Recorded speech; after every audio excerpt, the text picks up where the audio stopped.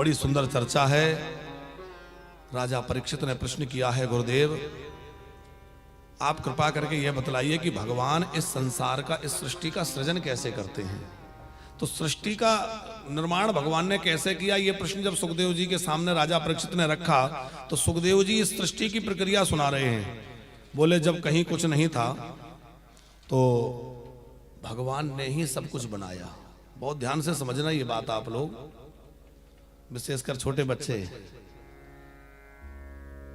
जैसे ज्वेलर्स जो होता है उसने स्वर्ण के आभूषण बनाए, तो आभूषण बनाने के लिए उसके पास सोना था तब तो बनाए, और बनाने वाला कारीगर कोई रहा होगा। तो दो चीजें, एक स्वर्ण और एक उसको बनाने वाला मेकर, कारीगर।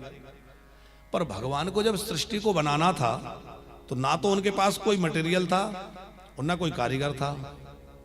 भाई मटेरियल भी तो चाहिए, तो ना कोई मटेरियल था, पंच महाभूत नहीं थे, कोई कुछ नहीं था, 24 तत्व नहीं थे। जब कोई मटेरियल भी नहीं था और बनाने वाला कारीगर भी नहीं था तो भगवान ये सब कहां से लाते। तो भगवान ही कारीगर बने और भगवान ही मटेरियल बने, माने बनने वाला भी वही है और बनाने वाला भी वही है। इसलिए इसके रूप में जो कुछ दिख रहा है वो ही वो है, उसके अलावा कुछ है ही नहीं। जैसे स्वर्ण के आभूषण है तो कोई कड़ा है, कोई कुंडल है, कोई हार है, कोई बाजूबंद है, देखने में नाम अलग अलग है, लेकिन वास्तव में क्या है। स्वर्णकार की दृष्टि में तो वो स्वर्ण है, हम भले ही उसको अलग अलग नामों से जानते हों। उसी प्रकार जो तत्वज्ञ महापुरुष होते हैं वो ये नहीं कहते कि ये है, ये वो है, ये वो है। वो सब में क्या देखते हैं, भगवान को ही देखते हैं, परम ब्रह्म को ही देखते हैं, क्योंकि सर्वत्र वही है। अब जब भगवान के पास कहीं कुछ नहीं था तो इस दुनिया का निर्माण भगवान ने, सृजन कैसे किया, बड़ा ध्यान से सुनिएगा। एक ज्योति रूप में सनातन ब्रह्म था, उस परम ब्रह्म परमात्मा ने अपने से अपनी शक्ति को अलग किया। वह शक्ति ही प्रकृति कहलाई। तो अब जो है दो रूपों में वह शक्ति प्रकट हो गई, एक पुरुष एक प्रकृति। पुरुष माने परमात्मा, कल हमने कहा था पुरीम श्रीयते सा पुरुषा, पुरुष और एक प्रकृति।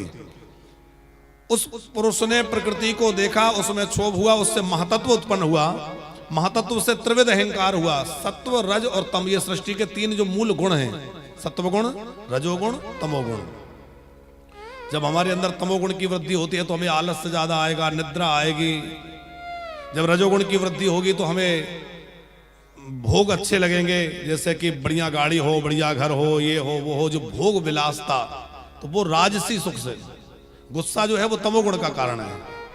तमोगुण आएगा तो क्रोध बढ़ेगा, आलस्य बढ़ेगा, निद्रा बढ़ेगी, ये सब तमोगुण के प्रभाव। रजोगुण से थोड़ा अहंकार आएगा, हमें राजसी वस्तुएं, राजसी भोजन, बढ़िया तरह तरह का भोजन चाहिए, बढ़िया सुख सुविधा चाहिए, ये सब राजसी गुण के जब बढ़ता है तो वो सात्विक गुण बढ़ता है तो भैया हमें तो दाल फुल्का चाहिए, वो सत्व गुण। अच्छा, भोजन से व्यक्ति की प्रकृति पता चलती है तापड़िया जी। ऐसा कहा जाता था, अब तो था कहेंगे हम उसको, कि ब्राह्मणों को मीठा प्रिय है। अब तो था में ही हो गया, क्योंकि ब्राह्मण भी अब कहां खा पाते हैं। तो ब्राह्मणों को मीठा क्यों प्रिय था, क्योंकि उनमें सत्वगुण अधिक होता था। तो सत्वगुण की प्रधानता के कारण वह मधुर भोजन करना पसंद करते थे। तो जिसका जैसा गुण होगा वो वैसे ही भोजन करेगा, और जैसा भोजन करेगा वैसा गुण हो जाएगा, एक दूसरे के पूरक हैं। आहार जैसा होगा वैसे गुण की वृद्धि होगी। यदि आप तमोगुणी चीजें खाओगे, बहुत ज्यादा तला मसाला और बहुत ज्यादा ये बेकार की चीजें, आजकल तो लोग जाने क्या क्या खाते हैं, तो उस खाने क्या होगा, तमोगुण बढ़ेगा। तमोगुण बढ़ेगा तो हमारे शरीर, और सात्विक चीजें खाएंगे तो सत्वगुण की वृद्धि होगी। सत्वगुण की वृद्धि होगी तो हमें जल्दी क्रोध नहीं आएगा, हमारे मन में विकार नहीं रहेंगे, आलस्य नहीं आएगा, प्रमाद नहीं रहेगा, बड़ा हल्का सा महसूस करेंगे। तो हमें तमोगुण से रजोगुण और रजोगुण से धीरे धीरे सत्वगुण की ओर बढ़ना है। तो जब तीनों गुण हो जाए, सत्वगुण पर आ जाए व्यक्ति, तो फिर गुणातीत होने के लिए प्रयत्न करना चाहिए कि तीनों गुणों से परे हो जाए। तीनों गुण फिर धीरे धीरे विस्मृत हो। तो ये प्रकृति के तीन मुख्य गुण हैं। तो इन तीन महतत्व आदि त्रिविध अहंकार उत्पन्न हुआ, सत्व रज तम, इसमें तमोगुण के द्वारा 5 चीजें हुई, पृथ्वी, जल, अग्नि, वायु, आकाश, जो पंच महाभूत कहलाते हैं। फिर इनकी पंच तन्मात्राएं, कर्मेंद्रिय पंच तन्मात्राएं हुई, रूप, रस, गंध, शब्द, स्पर्श। रजोगुण के द्वारा 5 कर्मेंद्री, 5 ज्ञानेंद्री और 1 प्राण। सत्वगुण के द्वारा इंद्रियों के अधिष्ठात्र देवता और मन, ये सब उत्पन्न हुए। पर ये सब होने के बावजूद भी कुछ नहीं कर पा रहे थे। माने उस परम पुरुष ने, प्रकृति ने ये जल आदि, अग्नि, पृथ्वी सब उत्पन्न कर दिया, फिर भी इसमें कोई विस्तार नहीं हो रहा था, क्रिया नहीं हो रही थी। तो उस परम पुरुष, परम ब्रह्म ने इन सबको एक जगह संग्रहित करके एक पिंड बनाया और उस पिंड में प्रविष्ट हुए। अब उस पिंड में ब्रह्म प्रविष्ट हुआ तो इसका नाम पड़ गया ब्रह्मांड। पिंड में ब्रह्म प्रविष्ट हुआ तो क्या नाम हो गया? ब्रह्मांड। उस ब्रह्मांड से ही सहस्त्र हाथों वाले, जिनके 1000 हाथ हैं, 1000 पैर हैं, 1000 मुख हैं, ऐसे भगवान विराट नारायण प्रकट हुए। इन भगवान विराट नारायण के नाभि से कमल उत्पन्न हुआ, उसमें ब्रह्मा जी प्रकट हुए और ब्रह्मा जी ने पहले तप किया, भगवान प्रकट हुए, कहा तुम सृष्टि का विस्तार करो। तो ब्रह्मा जी को एक भय लग रहा था कि मैं सृजन करूंगा तो मुझे मोह हो जाएगा कि ये मेरा है, मैं इसमें फंस जाऊंगा। क्योंकि हम लोग कुछ भी बनाते हैं, अपना मकान, दुकान, घर, तो क्या लगता है ये मेरा है, तो इसमें मोह हो जाएगा। भगवान ने कहा कि मैं तुम्हें अपना ज्ञान देता हूं जिससे तुम्हें मोह नहीं होगा। तो चतुश्लोकी भागवत 4 श्लोकों में अहमेवाश्यमेवाग्रे नान्यद्यद् सत सत परम पश्चादहं यदेतच्च सोऽवशिष्येत सूक्ष्मम् ऋतेयर्थं वित प्रतीयेत न प्रतीयेत चात्मनि तद विद्यादातु मनो मायां यतः वासो यथा। ऐसे 4 श्लोक भगवान आदि नारायण ने ब्रह्मा जी को सुनाए। इनमें कहा क्या गया है? भगवान कह रहे हैं अहमेवासमेवाग्रे, अहम एव अग्रे। देखो विषय बड़ा कठिन है, पर हम कोशिश कर रहे हैं कि सरलता से सुनाएं ताकि सबको समझ में आए। देखो विषय को जटिल बनाना विद्वानों का विषय है, और हम तो ना विद्वान हैं और ना जटिल बनाना चाहते, क्योंकि जटिल बनाएंगे तो लोगों के पल्ले नहीं पड़ेगा। तो सरल बनाएं ताकि सबके समझ में आए। तो भगवान कह रहे हैं अहम एव अग्रे, माने इस सृष्टि के पहले मैं ही मैं था। वो केवल था माने निष्क्रिय था। तो जो कुछ भी बना वो कौन बना? भगवान बने।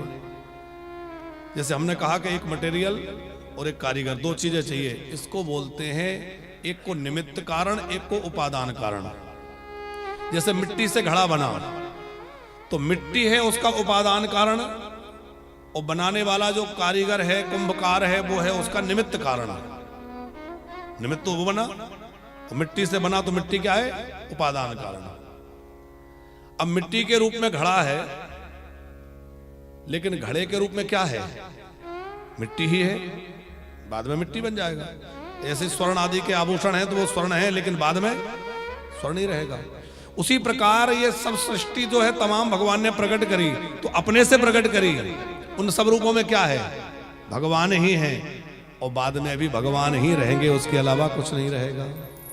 तो चाहे जितने रूप प्रकट हो जाएं, लेकिन सब रूपों में केवल एक वही परम ब्रह्म है। इसलिए गोस्वामी जी कहते हैं सीए राम मैं सब जाग जानी, सीए राम मैं सब जाग जानी, करहो प्रणाम जोरो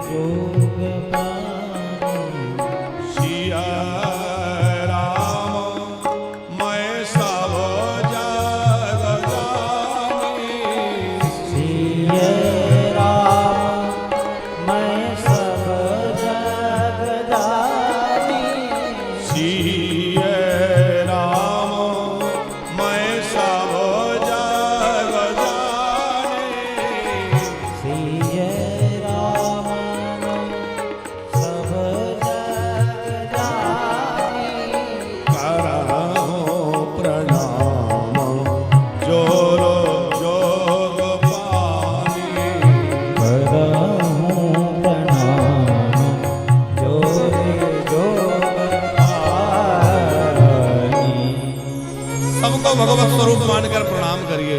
चाहे गधे के रूप में, कुत्ते के रूप में, सुअर के रूप में, सब में क्या है तो वही। न बनाने वाला कोई दूसरा कारीगर है और न बनने वाला कुछ और है, सब रूपों में वही वो है। तो हमें भले ही अलग दिख रहा है कि ये कड़ा है, ये कुंडल है, ये है, ये वो है, पर सब रूपों में जैसे सोना है वैसे ही रूप चाहे जितने दिखें, पर सब रूपों में केवल और केवल परमात्मा है और कुछ भी नहीं है। अहमेवा समेवाग्रे नान्यद्यद् सत सत परम।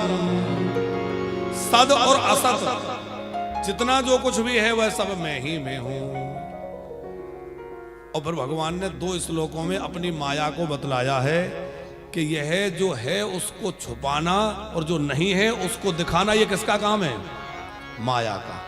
माया में 2 शब्द हैं, मां और या। मां माने नहीं, या माने जो नहीं है उसको दिखाए वो माया है। ये सब प्रपंच झूठा है पर माया से बंधा हुआ